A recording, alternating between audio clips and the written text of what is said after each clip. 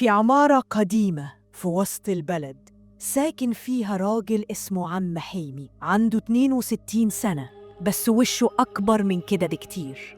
الناس دايماً شايفاه بيتمشى في الشارع آخر الليل بيكلم نفسه، وعمره ما اتكلم مع حد. في يوم واحد من السكان سأل البواب: هو عم حلمي ماله؟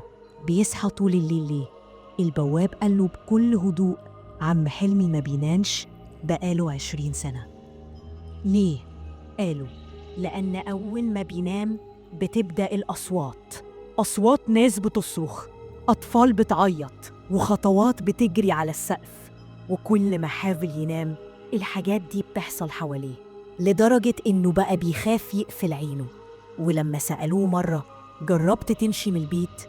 قالهم: جربت، بس الأصوات مش بتيجي من البيت، الأصوات جوايا.